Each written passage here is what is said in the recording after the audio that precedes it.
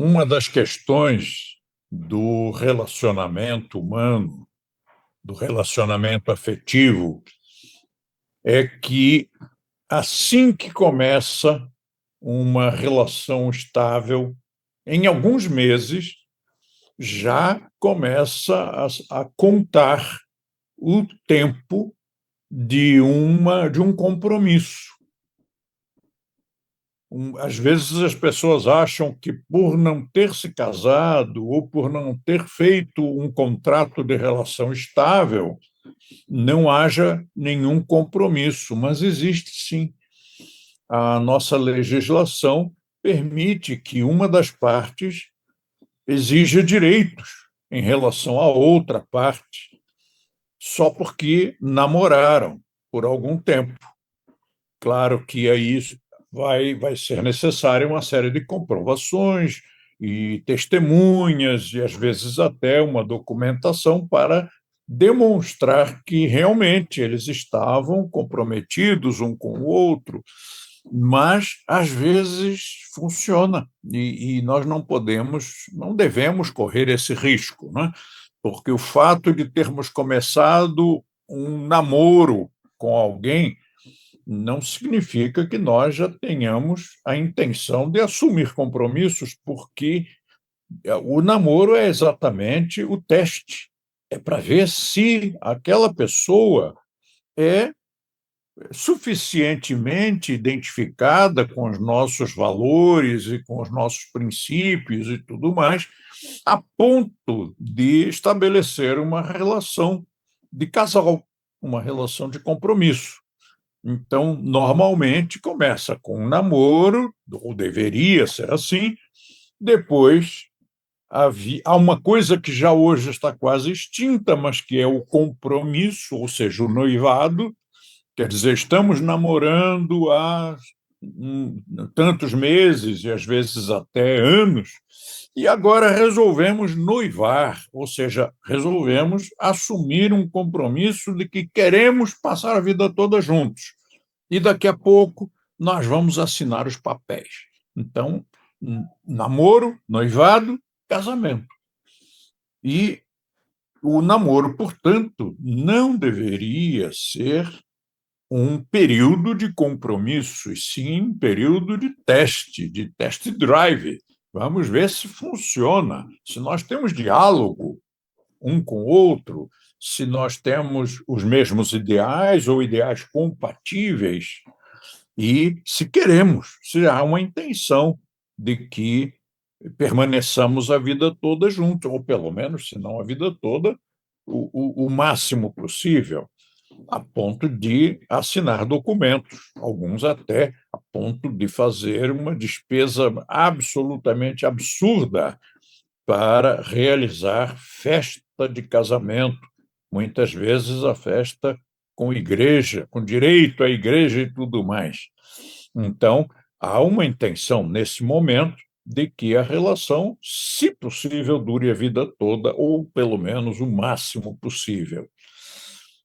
Mas aquele período de test drive, aquele período de namoro, pela legislação do nosso país, pode ser entendida como já um compromisso entre duas partes. Então, o que nós recomendamos primeiro é não faça muitos test drives irresponsáveis. Veja lá com quem você está se relacionando.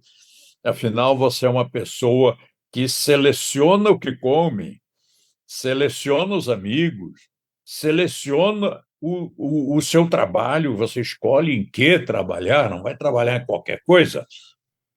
Aquele emprego, oh, que palavra horrível, aquele emprego paga muito bem, sim, mas é um emprego de quê? É um emprego que transgride as normas legais ou as normas morais, e você aceita assim mesmo? Não, você não aceita, você diz obrigado, eu prefiro passar fome a ter que trabalhar numa coisa dessas, porque não condiz com a minha índole. Ora, se você é uma pessoa tão seletiva nos outros setores, por que não ser seletiva também no setor afetivo? Então, primeiro, reduzir um pouco a quantidade, privilegiando a qualidade. nas suas experiências de relacionamento afetivo, entre aspas, sem compromisso. Depois, assim que a coisa começar a ficar um pouquinho mais séria, começaram a se passar os meses, eu recomendo que você e as partes, vocês dois, façam logo um contrato de relação estável. Porque nesse momento vocês ainda se amam e não se sabe se daqui a uns meses ou anos esse amor ainda vai persistir. É muito mais fácil realizar um acordo, um contrato de relação estável quando as coisas estão indo muito bem, obrigado. E então, faça logo o seu contrato de relação estável.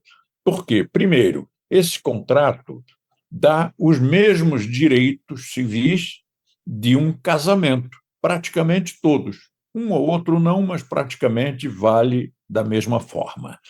E protege as duas partes, porque você já imaginou, você que é uma jovem bem intencionada e tudo mais, namora um rapaz que aparentemente também é muito bem intencionado, namora durante uns bons meses e chega a ponto mesmo de um deixar a escova de dentes no apartamento do outro, quem sabe até ter a chave do apartamento do outro, mesmo que não morem juntos.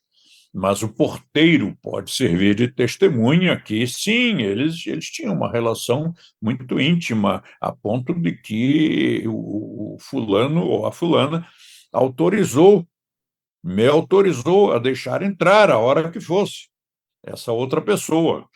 E é o testemunho do porteiro, é o testemunho da faxineira, é o testemunho de algum amigo. Então, você precisa estar protegida e protegido também, mas eu aqui coloco no sentido de proteger a parte feminina, porque esse absurdo jurídico existe para ambas as partes. Então, imagine você, minha jovem, terminar um namoro, era apenas namoro, e aí ser notificada de que o namorado, o ex-namorado, entrou na justiça pedindo pensão. Como assim pensão? Pensão de quê? Vocês não eram casados, não tinham filhos? Pois é, ele pode entrar na justiça e dizer: eu estou desempregado, ela tem dinheiro e eu quero uma pensão, eu quero que ela me sustente. É um absurdo, mas existe. E há a possibilidade, eu conheço alguns casos assim, a possibilidade de que a jovem tenha mesmo que pagar a pensão ao garotão esperto que entrou na relação. Isto vale para ambas as partes. O garotão também pode ser explorado. Isso não é uma questão de gênero, não é por ser homem ou mulher, é por ser humano. Né? Aquelas coisas bonitas que o ser humano promove, que o ser humano faz e que o caracterizam como tal. Então, a parte jurídica precisa ser pensada, porque o amor não é um conto de fadas, não é uma história da Disney. O, a relação afetiva ela está incluída, está embutida num sistema social que é regido por leis. E essas leis, em princípio, visam a proteger o cidadão, ambas as partes, mas se uma das partes se esquece de se proteger e deu o azar, tiver dado o azar de se relacionar, se envolver com uma pessoa de mau caráter, não tendo se protegido, essa pessoa fica numa situação desconfortável. E depois você tem que pensar o seguinte: eu comecei a relação com uma menina muito legal, uma índole muito boa, ou um rapaz muito bom, um cara de um caráter espetacular. Lembre-se de um princípio que diz: Quer conhecer ele ou ela?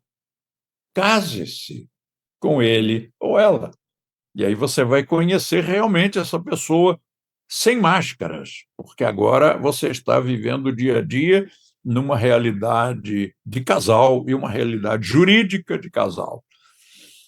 Mas tem um outro pensamento em cima desse que diz: quer conhecer o seu marido ou a sua esposa? Separe-se dele ou dela, porque é na separação que a outra camada de máscaras cai. Você, durante todo o casamento, achou que estava casado com uma pessoa muito legal. Na hora em que foi promover a separação, o divórcio, aí as coisas começam a aparecer por trás daquela máscara de marido educado, exemplar, ou esposa educada, exemplar. Então, lembre-se de que, por mais que você ache que a pessoa com quem você está começando um envolvimento, por mais que você ache que essa pessoa é muito boa, é muito educada, é muito sensível e de um bom caráter, case-se com ela e você vai descobrir se realmente é de bom caráter ou não. E se ainda assim você não tiver descoberto tudo, é na hora do divórcio que você vai encontrar a verdadeira personalidade, a verdadeira educação, o verdadeiro caráter. Eu gosto muito de dar as minhas orientações, os meus aconselhamentos, são uma espécie de consultoria para casais, e que às vezes eu dou para uma parte só, outras vezes para o casal. E eu gosto muito de orientá-los no sentido de que não é para separar. Então, não, nós viemos aqui conversar porque nós estamos numa situação de agora só separando. Vamos pensar com calma. Separação não é uma boa política para coisa alguma. Nem a separação de amigos, nem a separação de sócios, nem a separação de pais e filhos, nem a separação de casais. Não, separação não é uma boa opção. Mas nós vamos tentar salvar essa relação. Eu tenho um orgulho de conseguir salvar muitos relacionamentos, muitos casamentos, e, se não for possível, então vamos agora fazer uma operação para conseguir a separação sem ruptura, a separação sem briga, uma separação não litigiosa, uma separação em que foram-se os anéis, mas ficaram os dedos. Então, as pessoas promoveram um divórcio, mas continuaram amigas. Essa é a relação ideal, porque ela contém civilidade, contém generosidade, contém empatia, consideração humana. E, a partir daí, você terá um amigo ou uma amiga para o resto da vida.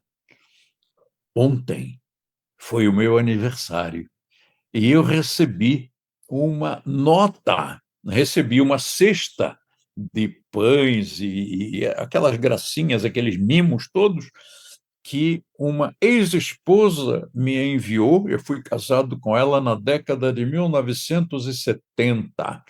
Hoje ela está morando na Europa. E de lá ela me enviou essa cesta com um bilhetinho muito querido, muito carinhoso, pelo meu aniversário. Nós somos amigos há mais de 50 anos. Olha que coisa bonita. E eu tenho a satisfação de que eu me casei outras vezes e todos os casamentos foram bem-sucedidos. Aí você vai pensar, mas se foram bem-sucedidos, por que terminaram?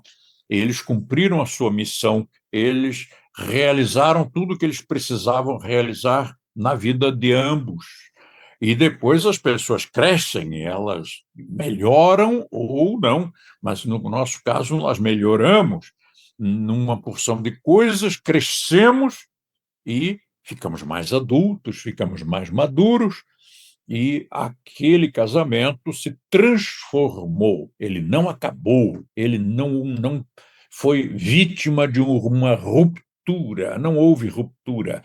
Ele se sublimou, ele se transformou numa outra coisa superior até a uma relação de casal. Nós passamos a ser irmãos, amigos mais do que irmãos. Foi aquilo em que nós nos transformamos. Então, eu posso dizer que todos os meus casamentos, ou pelo menos os últimos casamentos, foram muito bem-sucedidos, porque eles tiveram um período extremamente fértil de relacionamento, fértil em todos os sentidos, fértil no sentido afetivo, fértil no sentido também profissional, porque o casamento é uma cumplicidade e uma sociedade em que os dois estão construindo riqueza ou pobreza, dependendo do tipo de relacionamento. E, nesse caso, nós dois, em cada um dos casamentos, nós dois construímos riqueza, riqueza não apenas financeira, mas riqueza cultural, riqueza de amigos, riqueza de experiências vividas, de viagens que fizemos. E todas essas últimas relações, todos esses casamentos de uns bons anos para cá, foram muito bem-sucedidos, porque nós continuamos amigos, e nestes últimos 3 casamentos, nós ainda continuamos trabalhando juntos. Então, foi muito bonito, porque eu continuei trabalhando com a ex-esposa e era uma pessoa da minha total confiança, porque eu já havia passado, e ela também, nós havíamos passado pelos 2 filtros. Nós havíamos nos casado, então, se havia alguma máscara, ela já tinha caído. E depois nós havíamos nos separado, então, se havia uma segunda camada de máscaras, também já tinha caído. Portanto, tornamos-nos pessoas mais confiáveis uns aos outros. E aí podemos continuar trabalhando juntos.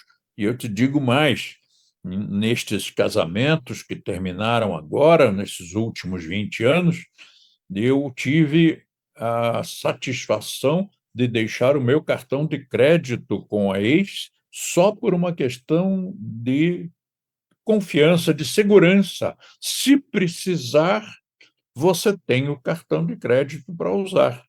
E nenhuma delas usou. Nenhuma delas precisou, ou se precisou, não deu outra solução, mas não utilizou o cartão de crédito que eu havia deixado. E isto tudo é o quê? Isso é confiança. Confiança da minha parte, confiança da parte da outra pessoa também. E é assim que se faz uma relação afetiva que deu o que tinha que dar e que, por decisão madura e ponderada das duas partes, precisou ser sublimada. Então, essa relação não se desfez, não fracassou, ao contrário, ela se superou, ela se sublimou, ela está hoje uma oitava acima. E tudo isso porque nós todos, sempre, eu e cada uma das minhas ex, sempre tivemos o bom senso de realizar um contrato de relação estável antes de efetivar um casamento chamado de papel passado, antes de ir ao cartório, antes de usar o nome do outro. Então, esse documento é extremamente necessário e proporciona segurança para ela e para ele, para ambos.